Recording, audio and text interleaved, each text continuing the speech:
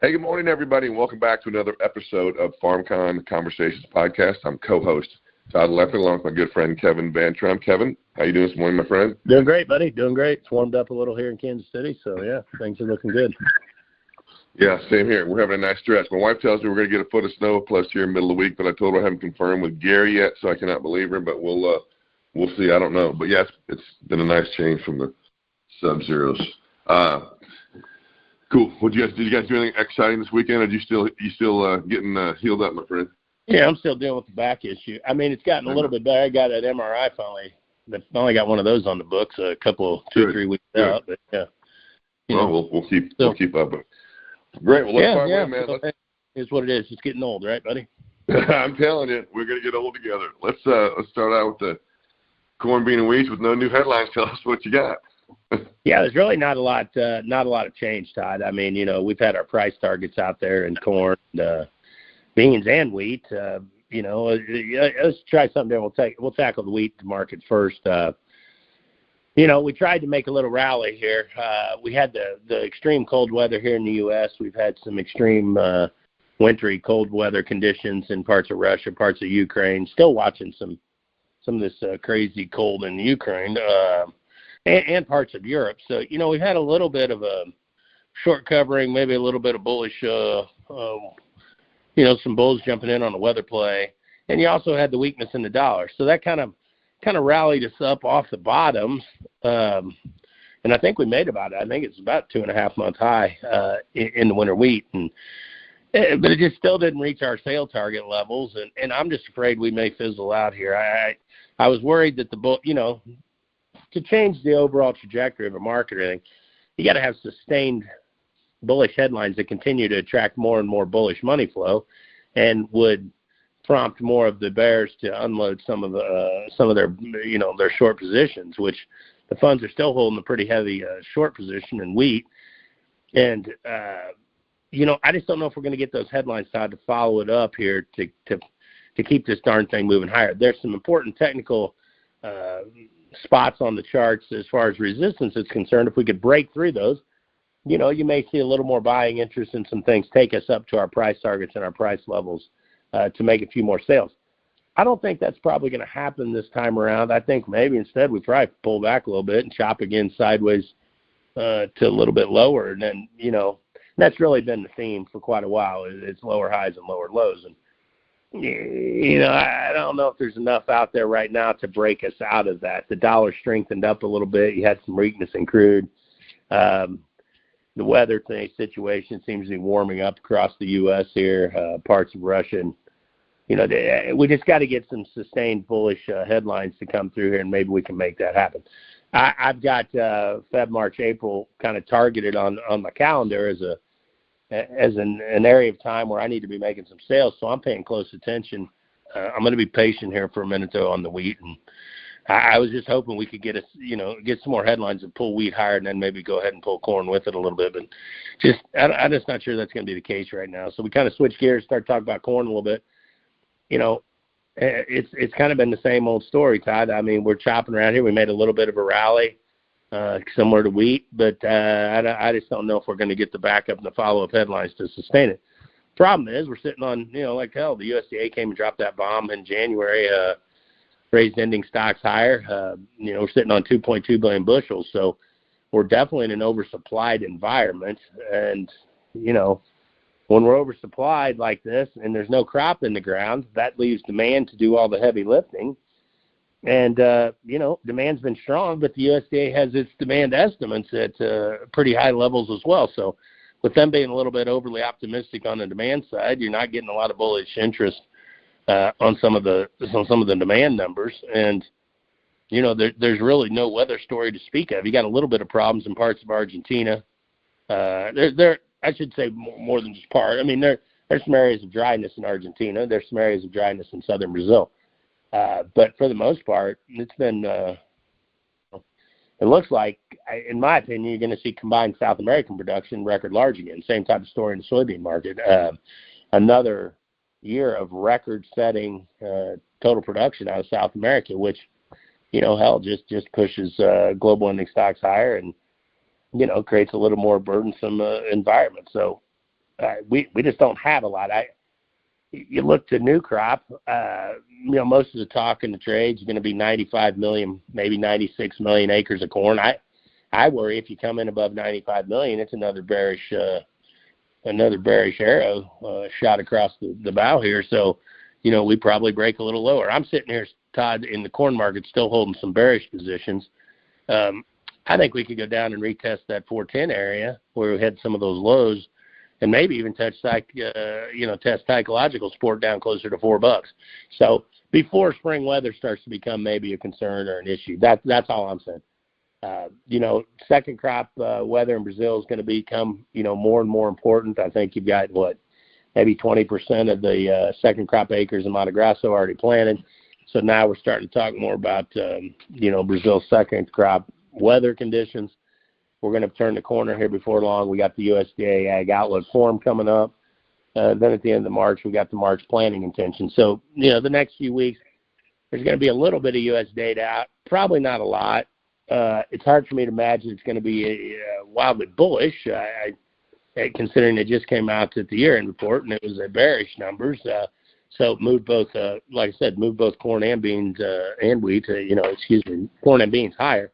So, I just don't see the data coming out in the next few weeks. It's going to give us a big bullish pop. I don't think there's any major weather concerns at this point yet for Brazil's second crop acres. And like I said, I think we slosh around and move sideways to lower here a bit. So, that's kind of how we're playing. I'm flat right now in the bean market. I don't have any positions on, but I'd probably have more of a bearish than a bullish tilt. We're all sold out of beans for 25. I was looking to reown maybe a little bit if we get down here closer to 10-20 area. Right now we're trading, 1067. So you'd have to see a 30, 40%, 50% break. Then I may look at maybe doing some reownership. Because I still think you could see a 9 in front of the bean number at some point, if. So Brazil looks like they're going to harvest another all-time record crop. My number's north of 180. The USDA jumped from 175 to 178. Now they're, I think that number eventually works its way back up over 180 million metric tons for Brazil. And, another good year of production, record production, and a lot of uncertainty still around China and their overall demand. What type of demand growth are we going to see out of China? Or have they reached, peak soybean imports? I don't know. I hear both sides of the argument. Some people say China's, dead in the water, and we've probably reached peak soybean demand growth, and it's probably downhill from here. I'm not sure on that. I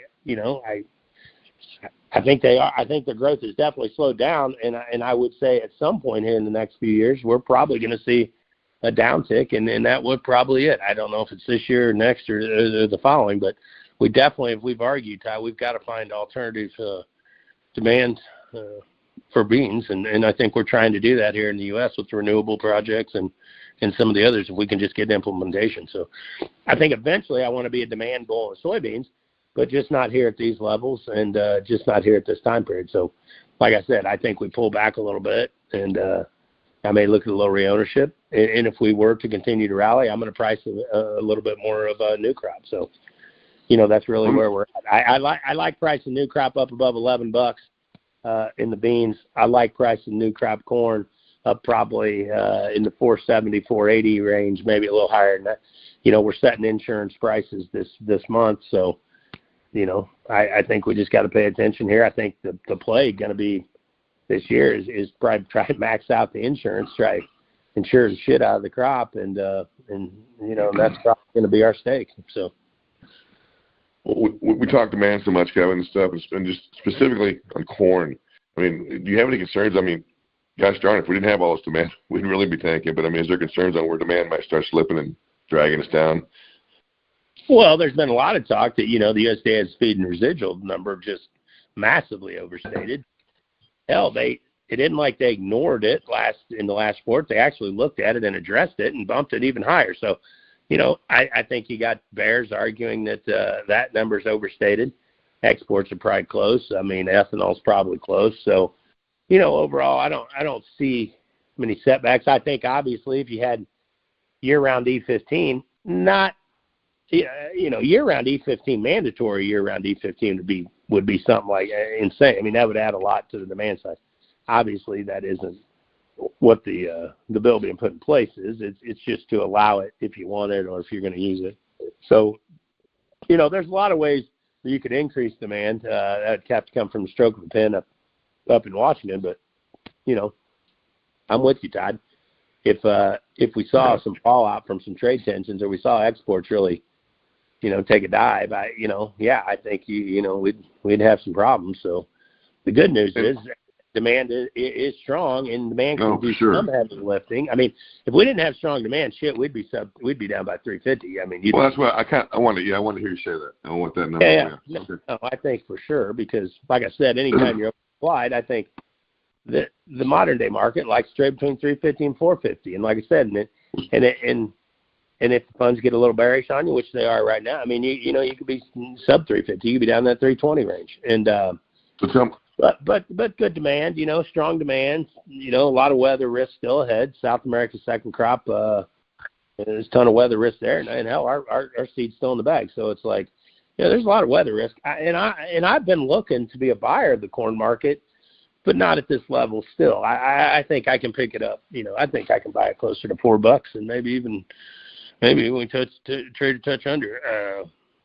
So I don't know. I think we're getting down here to a level that, you could start looking, I guess, maybe start looking at some things, but I still think there's more room to the downside just because where we're at on the timetable, and there's not going to be enough consistent bullish headlines coming through to keep the momentum. You know what I'm saying? It's just going to be rough right here until we get where we get some worries about U.S. weather, some worries about Brazil's second crop weather. Maybe that creates a little spark. Then maybe we get, pick up in something, and then we got a chance to run higher.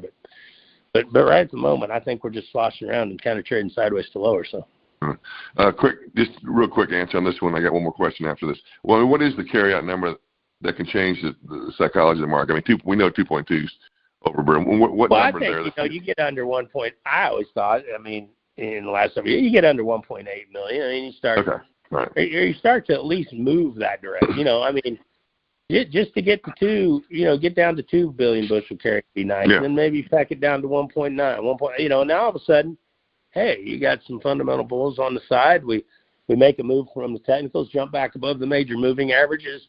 So you got your technical bulls; those stars would maybe align. You got some fundamental story to talk about. You toss in a little bit of weather concern and a production supply side story, and next thing you know, I mean, we're off to the races. And so it doesn't take a lot. I mean, it doesn't take a lot. But like I said, we got to get some things at least going in the right direction. At this point, we've just been moving ending stocks higher and higher. And so, the worry is you come out here and plant 95, 96 million acres again. Well, you could be talking another 15.5 to 16 billion bushel crop.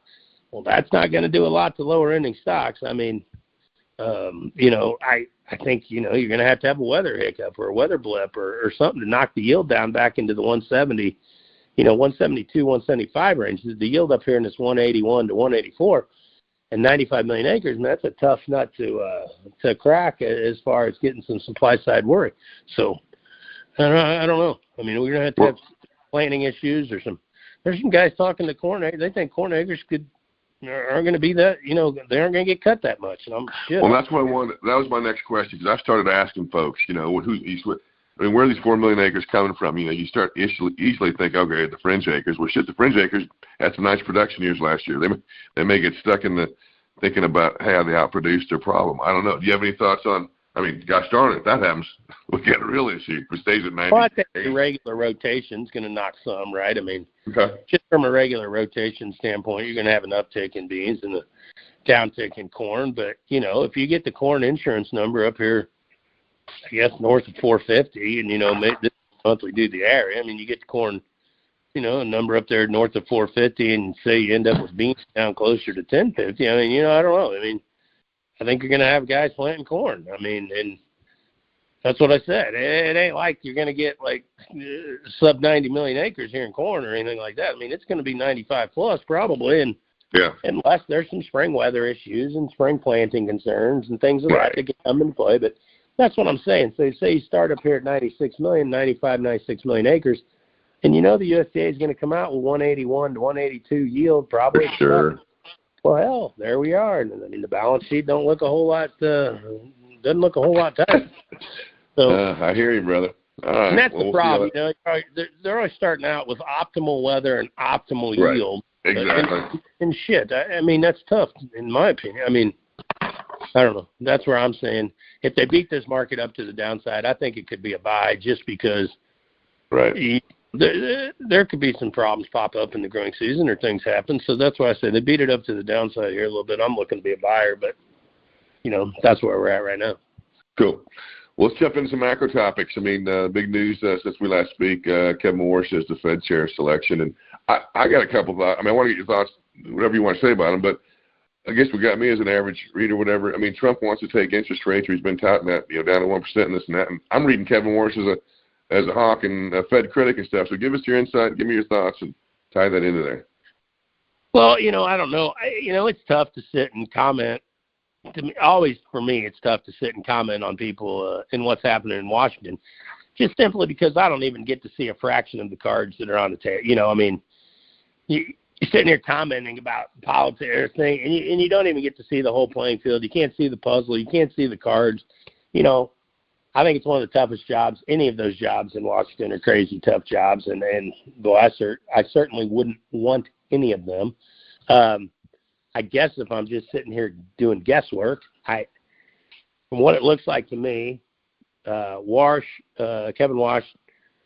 worked with Bassett when they worked together with Druckenmiller, Stanley Druckenmiller, at the big fund place they were all at, and you know, I don't know. I don't know whether, and maybe Trump's gaming the system really well in the fact he's bringing in some serious bond guys, you know, with Bassett and Warsh, and obviously Druckenmiller was one of their mentors. So he's got a really good gauge and a dial on what's happening by having those two guys at the helm kind of with Bassett and Warsh. So, you know, maybe he can get a read on the markets. Maybe he can get a read on what's happening with the bond market, the back end. Maybe they can massage the numbers a little bit better as a team. They have worked together in the past. You know, I like the pick. I liked all this final five picks. You know, I like Rick Reeder. I like Warsh. You know, I liked most all of the candidates. I thought they were all very, very well qualified. Had great background. Know the financial markets well. Know all the moving parts and pieces. Warsh, obviously, with some experience on the Fed in the past. You know, I don't know, Todd. I think the bond market likes it. I think the stock market doesn't hate it. So, you know, I don't know. I think it's probably a pretty decent pick. So, in your opinion, was that news on Friday anything to do with the market starting to move and then just building its own momentum after that? As far as him being selected and then it affecting, I mean, or what happened Friday? Why was there such a move? In what? Commodities, even I don't remember what the market did, but gold and silver. In particular, or what are you talking? Gold and silver just, you know, started going downhill Friday. Well, yeah, I think gold and silver. After the news. I mean, you got the stock market trading, like the stock market is currently trading almost at all-time highs. So right. I don't think the market even flinched on the announcement.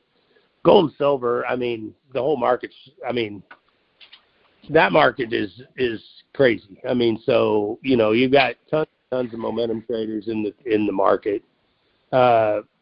It's trading like meme stocks. There's no question. I mean, look at it today. I mean, you know, you've already in silver. I mean, the range has been, you know, from $79 to $89 an ounce. You know, we were trading at 117 last week, and you know, we've seen the massive extreme volatilities, and you know, I think that's just the nature of that beast. When you start trading and you get the momentum traders and the algos and everybody all in one market, you know, it's just going to be that. You're going to have those extreme moves. So, you know, did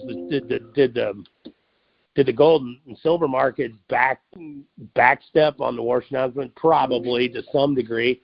But there was also crackdowns in India, China on speculation. There's been a lot of global crackdowns on speculation. And I think that could be something that we need to watch, as it could snap some of these markets from what's happening here with some of this momentum trading. So, I think betting or gambling in and of itself is becoming a huge problem globally, and I'm hearing more and more talk about that. And like I said, I think that's everything. I think that's a little bit of your issue with Bitcoin.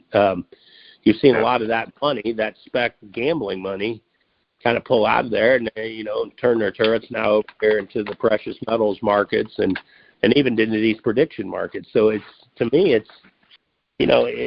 just the whole gambling mentality, gambling mindset, and wherever that gambling money flows into, I mean, you're getting extreme volatility, and you've got to be very, very careful. It's dangerous, to say the least. Go ahead.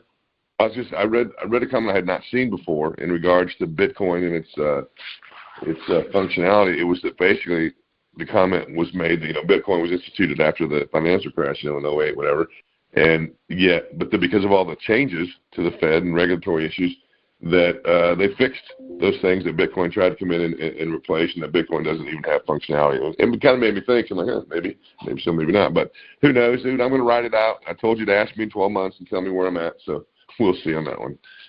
It's I'm probably at, I've been in probably we're in our smallest positions. We vary it from a max position to a small position. We're in our smallest Bitcoin position at the moment. We might add a little bit if we get Bitcoin down to closer to $60, and then maybe in the 40s, we'd be adding again in the mid-40s. But that's where we're at on those. So yeah.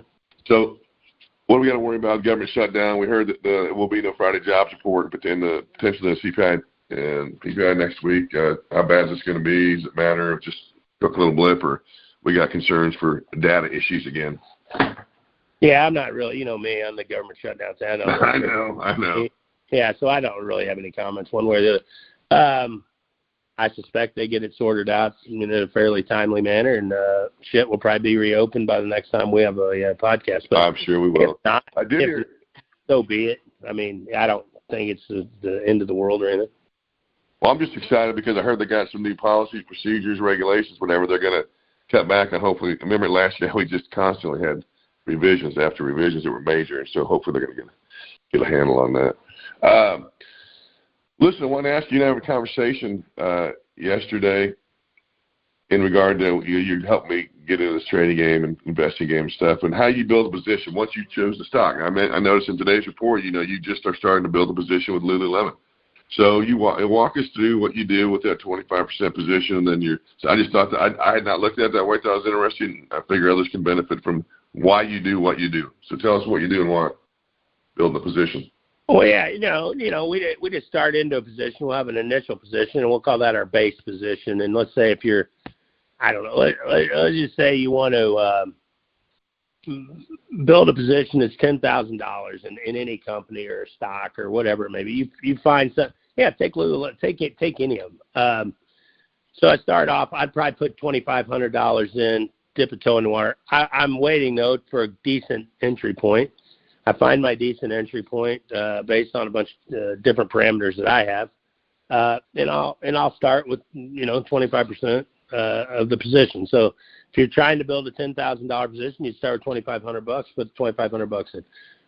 From there, I have points where I'm adding on momentum, or I'm adding on breaks, and I will try to build a position in that factor, and then we'll if those numbers get hit. I'll add another 25%, and so on and so on. So that's where we get into. Then we'll have a full position on, and when we have full positions on, you'll hear me in the report saying, "Hey, I'm going to bank some profits and trim some positions." A lot of times those may be full positions, or say like an Eli Lilly, who or an Nvidia, or a Facebook, for example. Those positions, say you have your full position on that's say $10,000, and that's all you want to risk in that company. Well, the next thing, it just keeps going and going. Well, the position is now worth $20,000. So I'll trim that position back to some degree. Maybe I'll only trim it to 5, and I'll put, squirrel those nuts away, and I use that as firepower on buying other stock or buying more of that stock on pullbacks. So I'm constantly adding, trimming, doing all of those things around a core position. And so I start off with, if you want to do $100,000, if you're doing $100,000 positions, well, you're starting off with $25,000. And your first buy is a $25,000 buy, and then another 25, a 25, and a 25. And then you're in your full $100,000 position. So that's how I do it, and that's how I kind of tailored a lot of mine. And then, like I said, and that's and I always have my entry exit points, where I'm going to add, where I'm not going to add. All of that's written down in a journal. Just like, when I played golf at a high level, and all my friends that played Major League Baseball, my buddies that played in the NFL, I mean, all of them had journals, the best hitters, the best pitchers, and you logged everything. And you tried to go back and review, and where did I make mistakes? Where did I do this? Where did I do that? But you always had a plan. You had a plan of how you're going to attack each hitter, and how each hitter was going to, go up and attack the pitcher.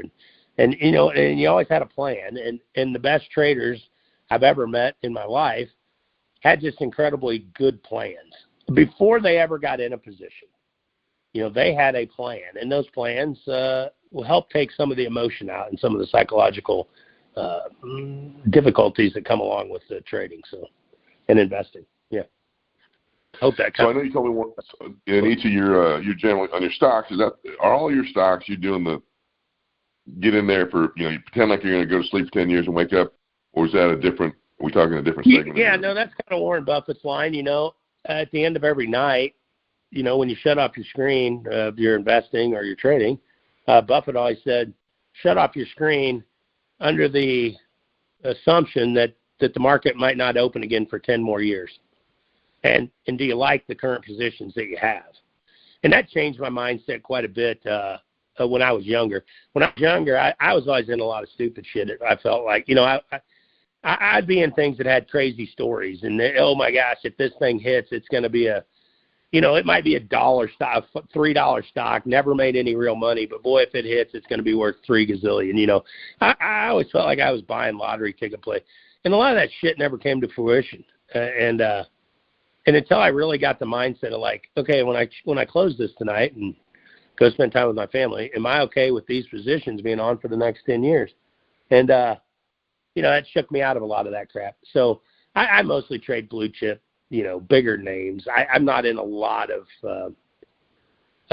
early things, except for my outside investments, as we are with iSelect and some of our different private equity plays outside of the market. So inside the market, I've got a list of about 150 stocks and companies in everywhere, all across the board, from industrials to financials to tech stocks to, the grocery store, Walmart's, the ag stock. But I got about 150 companies that I think are great, solid companies that when I shut the lights off at night, I think they're going to still be here in 10 years, and I think they're going to be really relevant in 10 years. And those are the stocks that I invest and trade in for the most part. And I try to really watch them and learn their patterns and their movements and I narrow it down like that. And when I see buying opportunities, or I should say value, real value, then I become a longer-term investor. Trading's a whole different story. I mean, you can trade anything. You can trade, brand new stock. You can trade just anything. Anything trading is just about momentum movement and things of that nature. That's a whole different story for a different day. But right. Longer-term investing is where I think real wealth is made. And like I said, that's been one of my big things is, make sure you're in the companies that you think will be, even if the market shuts down in 10 years, you believe in their story. More than anything, you believe in their leadership. That's where I am. I have been buying, Todd, some of these beaten up software stocks this week, whether it was, an Adobe, adding to a little bit to Adobe, or a HubSpot, or ServiceNow, or ServiceTitan. A few of these, they're great companies, and the leaders have built some massively great companies. Now, the investor confidence is throwing a lot of these software stocks out because of AI, and just throwing everything out the door. And, and I sit there and I'm like, do you think these people that have built these businesses are just going to let AI come and just take them out of business? There's no way. There's no way. These people are way too sharp. They're going to pivot. They're going to do things. They're going to make some changes. They're going to do some things. Now, I'm not saying all these companies are going to hold on, but they're the ones that are ran well, just like we've seen in the ethanol space when ethanol came on again. You know, your good operators hung in there and shit. They expanded. They bought more plants. Your bad operators, yeah, they went out of business. But I think there's some great leadership out there in some of this software space that's really been beaten up as late, and maybe there's some bargains. So, you know, I'm going to throw a little money in those directions. And like I said, I don't go in with everything all at once. I will scale into them and you know, try to get a good starting point and stay with them for a while. So, yeah. So I totally get your thesis and steps on the software deal, because I've been trying to come up with arguments against you to have a good debate with you on that. But so we feel, and I don't know enough about this, and maybe we all don't, but software as a product is sticking around. AI is not getting rid of software. Is what I don't know. I have no idea. I don't know any of that. All I know is this. Again, I'll go back to this one. The greatest athletes I've known in my whole life, guys that I said won World Series, won Super Bowls. We've all hung around them. Todd, you played golf at the highest levels. I played at the highest level. I mean, I remember this thing. I remember when Grimsley saying, like, say Manny Ramirez, or, you know, some of the great hitters, or Barry Bonds. Okay, so I strike the guy out 2 or 3 times. The son bitch ain't letting that happen again. You know what I'm saying? He's going back. He's changing. He's pivoting. He's figuring something out. So all I'm telling you is this: all these analysts that want to come out here and say some of these they're dead because they're just analysts. Most of these people, you're basically assuming you're extrapolating out that AI is going to do all this crazy advancement in the next 10 years, while these people are just going to sit like complete dummies and just sit there like idiots and just do nothing. Well, that to me is ridiculous to assume that. I mean, these people got in the position where they've gotten, and they built these businesses they've built because they're great leaders, and they can see around some corners, and they can do and change and pivot. So all I'm telling you is this: if an analyst is looking at a company and he's taking a snapshot of it where it's right now, and he's extrapolating out 10 years on the AI side, that's a huge mistake, because these people aren't going to just stand still. There's no way they're going to just stand still. Would I stand still? Would you stand still? There's no way. So that's where I'm trying to tell you. I don't know which companies are going to come out of it fine and which ones aren't, but these people are going to pivot. They're going to make things happen. They're going to make some changes. So, you know, look at Netflix. Shit, Netflix started out as, like Redbox throwing DVDs out of a box at McDonald's, and it's like, well, shit, now they're a huge production company, make their own films, I mean, they didn't just stand there and stand still. So, I mean, no, sure they didn't. That's what I'm saying. I mean, Facebook didn't just stand still. I mean, Google didn't just start searching and just stay there. I mean, shit, they got driverless cars. They own YouTube. They own everything. I mean, you know, so all I'm saying is I think there's value. I think you look at these leadership teams, you find the leaders that you really believe in and you like, and that's who you kind of got to bet on. 10-4. We'll keep our eye on those, because I was thinking about some of those myself. All right, I just want to touch real quick before we bring Mr. Jeff Hoffman on, has a great conversation about data centers or farmland. These prediction markets, we've written about them a little bit. I mean, you're a gambler, you're a trader, you play poker, you do all this stuff. What are your general thoughts? Is it huge innovation, or is it just another retail casino in general? You know, I don't know. It feels like gambling to me. It feels like it's just like another. Yeah, it does. To me, it feels like it's another exchange, like it's the Merc, or it's the CME, or the ICE, or, you know, I can't figure out how they've allowed it to be unregulated like it is, when to me it's just basically like the markets, and so I don't know. I can't get my head fully around it. Do I think it's good? And I think it's both good and bad.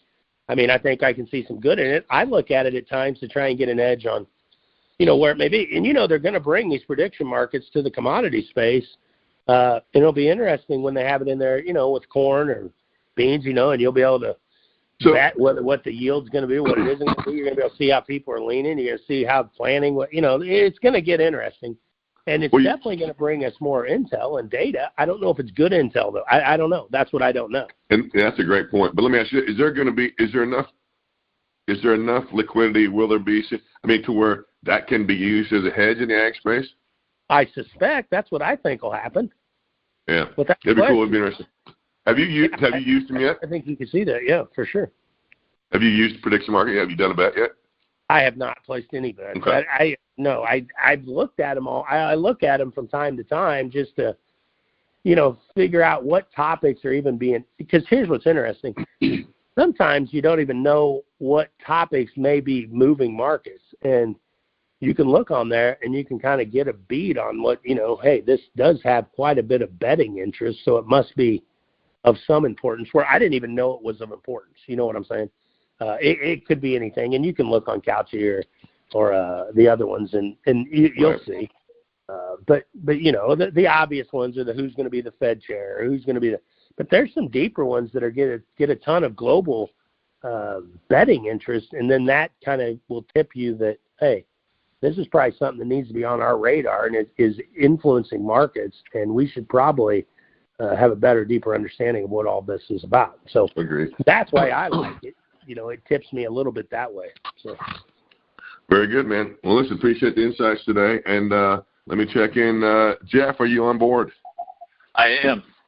Awesome. Good morning. Hey, let me do a quick bio on you so folks know who you are. You can add a little color, and then we'll get into hearing some of your insights we're very excited about. So today we have Mr. Jeff Hoffman. Jeff is a principal and co-chair of the industrial services practice at Cushman & Wakefield, a global commercial real estate services firm, where Jeff and his team have advised over $4 billion in commercial real estate transactions in his 25-year career. Jeff, he also focuses on public policy, economic development, and he serves on multiple trade associations and legislative task force on property tax assessment. And in 2022, he joined the Waukesha County Center for Growth Board of Directors and published his first book, Industrial is What We Do, a roadmap for Wisconsin's growth over the next decade. Jeff, thanks for taking the time, and welcome to the FarmCon podcast. Excited to be here. Well, we have a mutual on it. We appreciate your. Am I correct, David Alpert, your father-in-law? Yes. I don't know. Awesome. Should I admit to that? Well, we can talk about that another day. But we appreciate. No, it was good because this is interesting. It's an emerging topic. And listen, I've got a list of questions, as you know, and just want to get as much insight as we can. But I want to first talk about, because we're talking about data centers. We're talking about, as it relates to farmland, the prices, all the different things families need to deal with. Hopefully you'll provide some great insights on that. But let's start with this. What I understand that you orchestrated pretty much a major deal for Wisconsin's largest data center, $15 billion investment by Vantage and OpenAI, and included 5 different farm families. So give us a little bit give us a quick thing on yourself, and then let's run into that and tell us about that project. Yeah. And I know we got this was the deal of a lifetime. I call it the Odyssey. But so background on myself, because I think it's important. So I've been in the business for 25 years, got into commercial real estate sales and leasing right out of college. I was born and raised in the community of Port Washington, which is north of Milwaukee. Just ironically is where this data center deal took place. When I was raised there, just on the edge of rural country farming, and then the legacy kind of Rust Belt manufacturing that started to close down in the 80s and 90s that were key employers. Companies such as Simplicity Bolins did a lot of tractors, some farm implements, etc. So that area was definitely transitioning from that old 1950s, 60s Midwest industrial hub into closing factories into what comes next. That area, again, had a lot of rural characteristics and maintained to these days, and you still see, and I'll get into some of the stories that I can share with some of the locals in the community and how it's impacted them with just development on the way. So when I got into the business, one of my mentors that hired me actually had an expertise in land brokerage development. So it's something I naturally was attracted to. Very complex, a lot of different components just from dealing with municipalities on approvals, land use, timelines, infrastructure development, and then ultimately at the end of the day, you're creating new development and economic growth. So it's not for everybody in our industry. The team that I'm on and lead, we've developed a practice that focuses on land. Over the past 6 years, we've done, I'm gonna be able to juice the numbers here a little bit just based on the magnitude of what we were able to put together with this Vantage data center deal. But we've done over 3,100 acres of land sales throughout the state of Wisconsin. A couple of our big clients, we do a lot of work for Amazon as an example with some of the distribution side.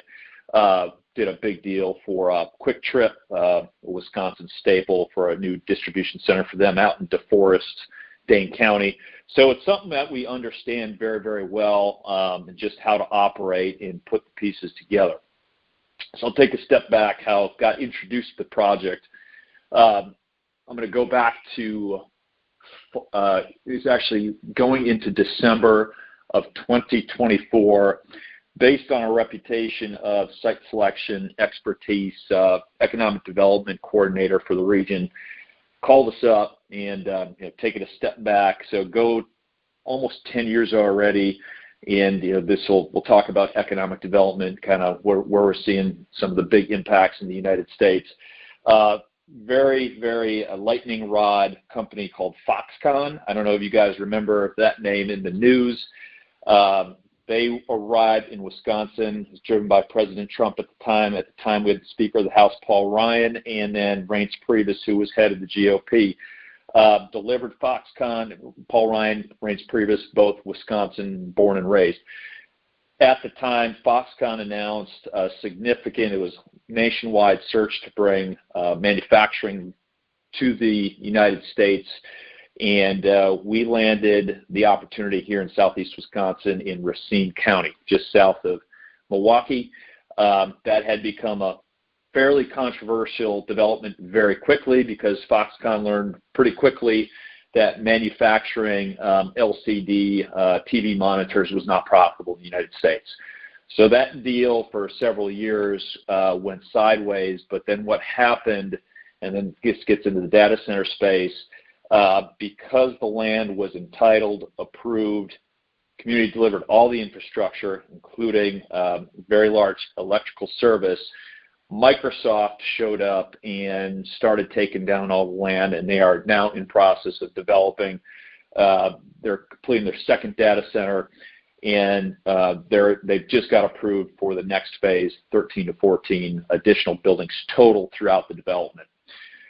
So out of that, there was actually, before Microsoft was committed to, there was a national pursuit. This goes back to the CHIPS Act funding that was intended to incentivize semiconductor and chip manufacturers to locate domestically here.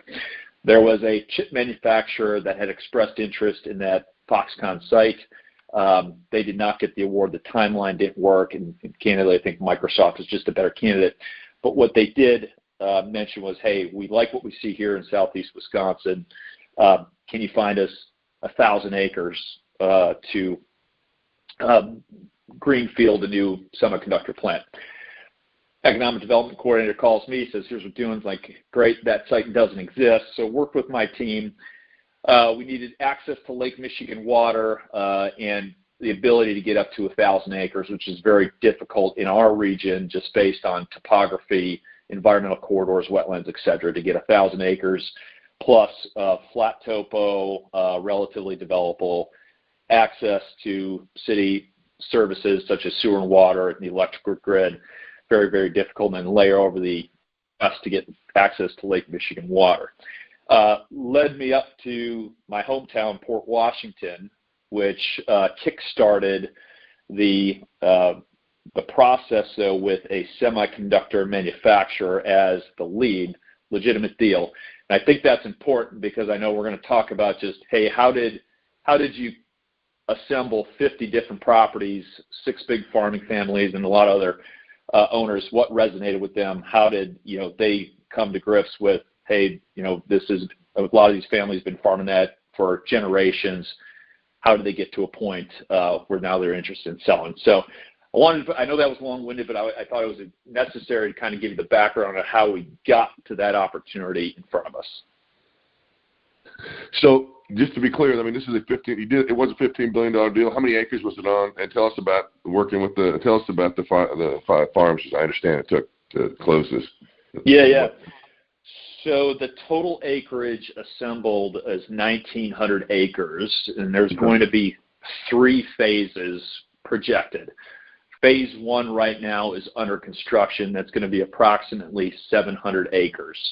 Okay, so the process to get from start to finish actually was, for the size of the deal, very efficient from the first introduction to the largest property owner till the closings of most of them, it was in 16 to 18 months. So for a deal that size and all the different stakeholders, that was about as quick as a process you possibly could realize. Gotcha. What, from a farmer perspective, I mean, what were the biggest concerns? I mean, when you went knocking on the door, whoever did the initial deal, what were these biggest concerns from the families? I mean, and what do people need to be looking at? The money, taxes, legacy, neighbors, politics. You know, what was their biggest issue? That's a great question. I think first and foremost, in the area, I'm going to speak to Port Washington based on I teed up the historical manufacturing legacy. A big push for the larger owners to get behind it out of the gates. Of course, they had to do what's in the best interest of the family, but they liked the concept, again, when this was going to be a semiconductor fab, of bringing back mission-critical manufacturing jobs, national security issues such as supply chain and semiconductors. It really resonated to say, hey, we can have that. We need that back here in the United States, and we can do that in our backyard. And so there's, you had to be with the right price and the right values. They weren't going to give the land away, but there's a lot of emotional attachment to the land, generational land. Farming is what these people do. But that concept of, hey, we're rebuilding the industrial base here in the United States, that really resonated with people. So once you got okay, I get the picture, I can support this, I think a lot of it comes down to timing, and more importantly, it's like, yeah, taxes is one thing. How much money? A lot of the folks that I deal with, it's like, okay, what are we going to do next? We want to keep farming, and so that's a key issue that I think what I observed was the struggle was, okay, yeah, this sounds great. It's a lot of money. It's generational money, but what am I going to keep doing here? Do I go find another farm to buy? Do I move in there? Most of them wanted to continue to keep farming. That was the key driver, I think, emotionally for a lot of them. It wasn't just the money. It was, how do I keep doing what I've done my life, and that's cultivating land, growing crops, and harvesting crops. Well, so how many of those I'm guessing that'd be a little harder sell for a legacy play, because we talk about this at the shop a lot about the legacy families passing on. How much money would it take not to to get out? How many of those 5 families were had kids ready to step in, or was it just the timing right because it was time to get out and there was no one there to farm? That's an interesting question. So going through my mind here, the primary family was actually set up with the next generation. And in fact, I think they took some of the pros. They still have quite a bit of holdings within Wisconsin. They're going to continue to. Another key farming family, again, they had the next generation lined up. Key component to them cooperating was, hey, are my kids going to be able to continue to farm? So what I observed, at least in the Port Washington area, in southeast Wisconsin, is that there is a next generation very, very interested in continuing on the legacy. Right. Cool. I figured there probably was. So are you able to tell us, how the sale prices for the land compared to normal farmland values in the area? Were they 2, 3, 10, 20x? Yeah. So it was roughly 4x. Okay. So just kind of ballpark, just to keep things simple here. Average ag land in southeast Wisconsin in this area is probably about $10,000 per acre. Okay, so we came out and I think started at 3x and secured the large tracts of land at a little over 4x on the actual sale prices. So just for the land. And then, you had several people that if there was buildings, improvements, houses, et cetera, we paid additional consideration for that. But land values ultimately ended up being 4 times, which, again, when it first came out in the news, it was 4x. It was a shocker to everybody. And then naturally, as deals start to happen and development becomes inevitable, it's never enough. Well, I was going to ask you, a shocker as in it wasn't enough, or is it too much?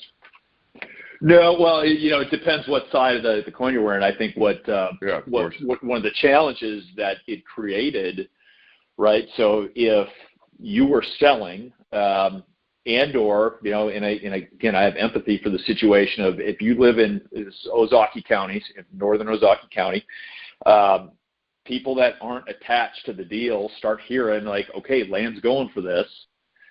They automatically think that their parcels are worth that. So it distorts the market.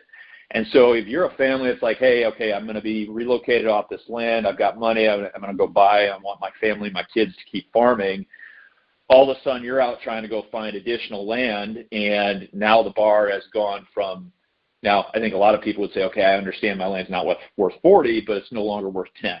And so the bar to go buy land has now raised significantly. So how does that flow through? Well, if you're an investor buying it, you got to charge higher lease rates. I mean, you guys know that's been a tough year for commodity prices in corn and soybeans. So you start looking at, okay, I can go plant all this, but what are the end proceeds going to be? You can't support that at $20,000 an acre, right? So you can support it maybe at 10. But now the market is saying my land's worth 20 plus in that particular area. So I think and I know we're going to talk a little bit about what makes a good site and whatnot, but the challenge, that the unintended consequence, I think, it's good for property values if you're an asset owner in the area, but if you're looking to acquire, it does create an artificial sense of the market for true agricultural land. It just makes it very, very challenging for some of the families that want to keep growing.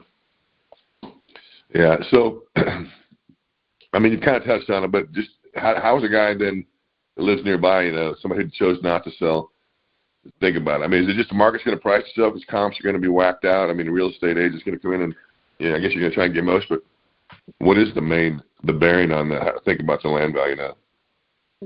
Yeah, you can't be waiting that someone's going to come and give you a check for something that ain't worth it. No, a lot of it's going to come down to access to the infrastructure. And so what I would state with that is, just because land within this assemblage went for $42,000 unimproved doesn't make your site 2 miles away worth $42,000. And here's why.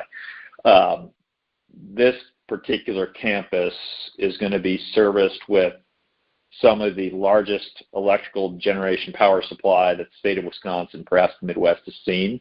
You're going to have sewer and water, you're going to have roads, you're going to have all the infrastructure. For data centers, if you don't have the power capacity, you have nothing, okay? So you can't pick this up and move it 2 miles to the road and say, okay, now all this land in this area is worth $42,000 an acre, or now more because of the improved value of it. So you have to have access to the infrastructure to have value, otherwise it's just ag land. Again, if I'm a property owner detached from it, 2 miles outside the radius, could you say, hey, the path of development now is inevitable?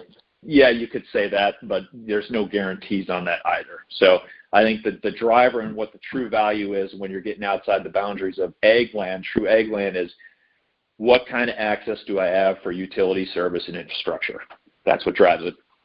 Yeah. And I had an interesting question. I talked to a guy just south of Chicago yesterday. He told me about a battery company went in there and had to buy 300 extra acres, and they paid $100,000 each for them and stuff. And I started thinking, wow, I'm asking to jack up people's tax value. But ag land's taxed on use value, not market value. Is that correct? Yeah, that's correct in the state of Wisconsin. Okay, so this is not affecting your property taxes then, per se. It's just affecting the market. Not at all.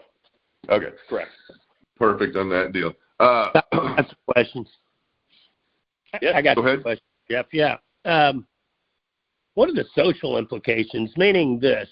So I was part of I had some ground that was going to be incorporated in to a data center that was going to go out down here. It was a proposed data center. They were buying I think it was 220 acres, and then it was going to spill over a little bit, so part of it would come into ours. But, I mean, the town went nuts. I mean, people went crazy. There was a subdivision not far from it. The school, one of the high schools, wasn't far from it. And some other town. I mean, the town just went crazy, and it was almost like a dump was going in. The reason I say that is because I was part of some ground where a dump was going to go in, and it went right kind of to the wire. And, I mean, the town people were going crazy. But this was a similar feel, Jeff. So What were kind of some of the social implications? I mean, did you get blowback? Did you have to fight a lot? I mean, was there a lot of blowback on that side? And no, this is how much time do we have? now I hear you, because Jeff, so they brought in some serious legal players, and just showing they were trying to show and prove how much water, electrical usage, and everything they were going to pull, and how the other people could be out of water and electricity at times because of this data center. I mean, it was a serious campaign against it, and that's what I'm saying. Are you seeing that in your state and in other states as well, or is that just? So in the state of Wisconsin, there has been a sharp turn in public opinion in just the last 6 months, and so this Port Washington deal ended up kind of being the tip of the spear. And I'm going to dig into this a little bit because I think this is important. Not only as it relates to the state of Wisconsin, but what's happening now more on a macro national basis. And again, sure. When you discuss artificial intelligence and where you need to be, and we're competing with China, there is a whole host of social implications going on right now. Okay, yeah, I know we need to compete and beat China in this, but what is this going to mean for workforce? And that's not what I want to get into here. That's a whole different topic for people much smarter than I. I just know it's kind of one of those things. We're spending billions, close to trillions of dollars on this. We're saying this is a national security objective to beat China. So that's just the rules on the field right now, at least from a public policy standpoint. I'm going to go back to Wisconsin. So rewind 2 years ago, I mentioned that Microsoft showed up and that former Foxconn land and said, hey, we're going to do data centers here, okay? To get that done, Wisconsin is a purple state. We have a Democrat governor and a strong Republican Assembly and Senate. There's some redistricting going on, and it's going to be an open governor's race this year. So a lot of politics as we go into 2026. The Assembly is going to be as tight as it's been in 15 years. Senate still probably leans Republican. Governor, if I had to say right now, probably leans Democrat, just how the state is set up. So it's still a purple state. Bipartisan, 18 months ago, bipartisan with little objection, we passed a very aggressive sales tax exemption law for the data center space. The lobbyists for this said, hey, this is important. Any state that's winning these deals has a sales tax exemption, effectively waives sales tax for anything that's going in a data center. Why that's important, okay, so a data center right now, if you say for a gigawatt data center, it's a 5-to-1 investment roughly. So if it's a $10 billion build out, you're putting about $50 billion of equipment in, okay? Waiving sales tax on $50 billion, just back of the napkin math, is a $2.5 billion incentive, okay? This happened across the United States. It's not unique to Wisconsin, but that's a very powerful incentive. Bipartisan overwhelmingly approved 18 months ago. There was additional tax incremental financing legislation, which is one of our key economic development tools in our toolkit in the state of Wisconsin, exempted data centers from the cap from the state, okay? Huge benefit, bipartisan overwhelmingly approved 18 months ago.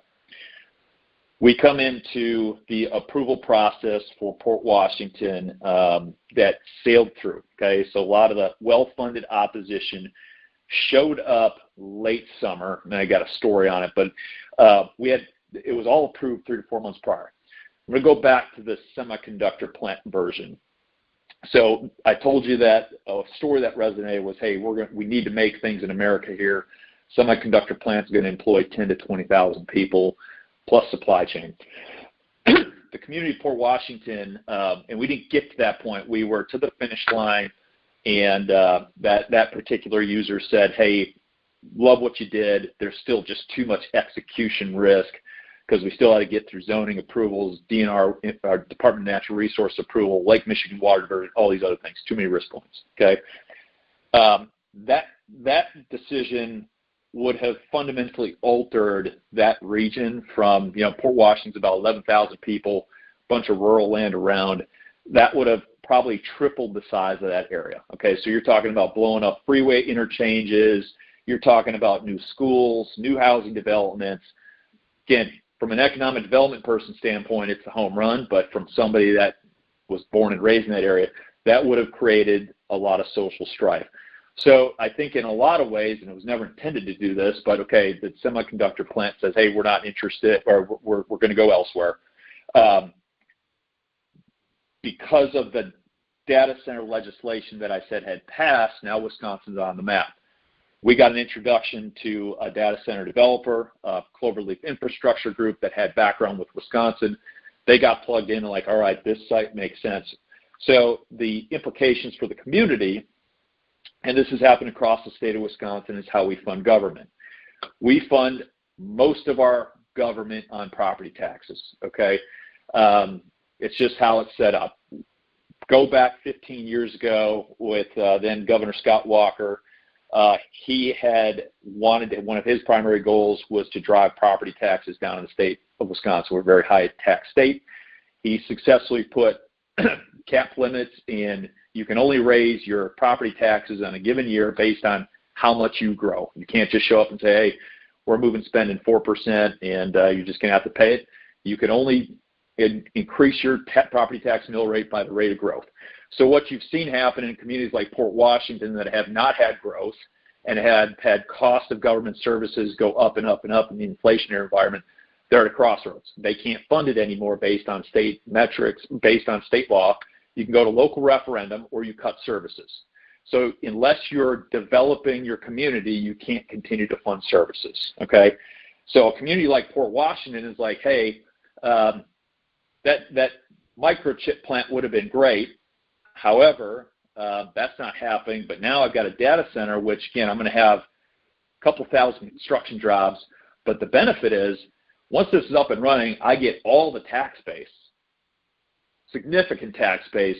I don't have a lot of headaches. I don't have to go build schools. And, there's going to be, 300, 500 employees, which is a nice size employer, but I'm not building out new schools, not building out new interchanges, all this other stuff. I just get all the tax revenue. Very appealing.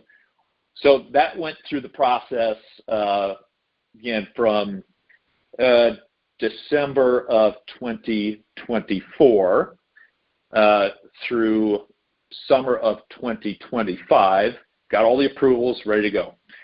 What shifted was in the summer of 2025, late summer. Local comedian here, state of Wisconsin, named Charlie Behrens. Homegrown guy, think he's funny, and he got involved, and he's got this Wisconsin vibe to him, and I can send you a clip afterwards. It's actually kind of comical. So he got involved in just doing these comedic TikTok, YouTube videos about why he's against the data center space. That caught fire. Okay, so I give credit. The opposition found their spokesperson, and that resonated with the public, and then it just snowballed from there. So there was a lot of then pressure after the fact, like, well, hey, we can't approve it. It's like, hey, that's approved. They're already cut contracts. It's done. Week, there was a development just north of Madison, 900 acres of land, company called QTS, a community called DeForest, very pro-business community within the state of Wisconsin. Been out in public for 15 months. The public pressure cracked the village board, and they shut it down last week. Something that had been baked in the cake. Utility provider was there. The power's lined up. Everything was there. And the local community's like, you know what? We're hearing strong opposition, motivated, energized opposition. We just don't want this in the community. So we have seen in the last 6 months a huge shift in public blowback. I don't know what's leading to it. I think there's two things. The concern on the water, that is a misconception right now. These things used to consume a ton of fresh water. There's a lot of manufacturers now that, in fact, one in Wisconsin, Modine Systems. The technology is there for these closed loop systems, so they barely use a fraction of the water that they used to. The electrical consumption, that's a big driver, and I know in other states, not as much as Wisconsin, but in other states, customer electrical rates have gone through the roof. Wisconsin's got what's called a large customer tariff. So these end users, Microsoft and Vantage, have had to agree to pay for all the upgrades so it doesn't get spread to the consumer. I would agree that based on the build out of the electrical grid, that I think there's valid concerns that this could create problems, societal challenges of yeah, this all sounds good, but are you overloading the system? Who pays for what? I get all that. But I think the bigger driver, what I'm observing, I think it's more societal and just that, okay, what are we actually building out here as it relates to artificial intelligence, and what are the social implications as we look, 2, 5, 10 years down the road of what this potentially could do to job markets. Do you have any follow-ups, Kevin? No, I agree. I mean, everything he said is exactly what we faced down here, and it eventually got canceled. And I don't know. I don't know whether it's I think everybody's scared of change, right? I mean, and it's just big change, and the look of it is somewhat intimidating. It looks like you're put in a giant prison, kind of, where you had some nice rolling. I heard everything from the town folk, and I heard what they were saying, and I think people are just scared. They move out in some of the rural areas where they've lived there their whole life to not have a lot of change, and then all of a sudden anything that's going to create what they perceive to be change, whether it's to the water, or electricity, or just the look, I mean, they start bucking and kicking, and I'm telling you, I think it's going to be tough in some areas. I think it's just going to be hard. So and it's going to be tough for the family selling too, because we were pulled into it, and I didn't even know what the hell I was pulled into. I'm like, that's a chunk of ground. I didn't know what I would say on that, a few of the sellers, especially some of the larger ones, and I think unfairly, received some vitriol from the public. And the comment is like, okay, somebody showed up at your doorstep and offer you that, what would you do? Of course, you would sell the property. So, I think what I've observed, and it isn't just data center, I think it's kind of the what's really driving the resistance right now, but we've seen in other projects, the ability for people to mobilize on social media and spread truth, which again, most reasonable people understand it's a lie, but you do have your core group of constituents that you're targeting, 10, 20%, that think that's the truth. They don't want to hear other sides of the story, and so they're just against. And really, so that drives the narrative, and that's a loud, vocal group that's passionate. And what I've seen that's changed in the last couple of years, and what's really concerning, because I think candidly the tactics work, is elevation to personal threats and implied threats. Okay, so if I'm a volunteer at a local community and I'm serving on the planning commission, or I'm serving on a common council, and I got some lunatics shouting me down, making implied threats about my kids and my motives, it's like, why am I doing this? Like, I got my job, I'm just doing this as a volunteer for that. I don't need this. So I think there is part of it's like you can't allow that to sway your opinion, because that just, to me, is as un-American as it gets. But it does work, and I can feel for people that volunteer at communities, even paid, elected officials at some of the larger communities. Like, that's a tough position to be in when you're just trying to do good for your community, and you got people that are bringing your family into this in a threatening manner. Yeah, I never even thought of that. That's really true too, because most of these are volunteered positions. At least that was the case out in our county and community, and people just trying to give back to their community, and then the next thing they're on the hot seat. Yeah, you're exactly right, Jeff, for sure. So, Todd, it's like Jeff, we're in the ethanol space pretty heavily, and some of the other. But Todd, it's like we always talk about the pipelines. We always need these. Pipelines put in, and everybody's for the pipelines, Jeff, as long as the pipelines don't go through their grounds. You know what I'm saying? Yeah, like, yeah. You put it over there. That's the other big piece with the electrical grid build out that's going to be needed for the U.S. to service what we need to bring online. And again, just where we're at compared to where China's gone in the last decade. We're trying to get from, I think, 1 terawatt of power domestically to 2. China's going all the way up to 6 and 7. What has to happen is the build out of these high tension transmission line, the 345 kV lines and some larger. Okay. Frankly, we need the upgrade in the infrastructure. We're seeing, with the onshoring above and beyond the data centers, we want manufacturing to come back here. It's going to be heavily automated. It's going to require electrical loads that we're not used to. Most of the infrastructure that's been deployed is getting 30, 40, 50 years old. Okay, so in the state of Wisconsin, ATC is the de facto transmission line builder. They can show up on your doorstep and say, hey, this is a public works project. Our line is going through, if you own a 500-acre farm that's 10 miles away from this project. This is controversial. I'm not going to deny it, but it's just the reality of you need, it's like building out a highway. Say, okay, here's the preferred line. Here's our valuation. It's a premium to market, but here's our offer, and you got to sell. It's not without controversy. Okay, A, it's delivering the campus, but B, now you got to deliver the power to electrify the campus, because without the power, you have nothing. Well, Jeff, let me ask you this. That was my next question to you. I assume you're close enough to all this. I mean, how much is small nuclear modular reactors, any of that stuff being talked about for producing electricity for these places in the future, huge places? Yeah. Yes, it is. Now, there are a few people that I think and I'm not privy to conversation, but there are a few people involved with it. I think where this ultimately goes, because this has really been just a lightning rod controversial topic, not just Wisconsin. Gavin, I think you mentioned that this is now happening nationally, which I would agree. My instinct, just from, if I were to say, okay, how do you ensure this is true a national security priority and economic development priority of the United States?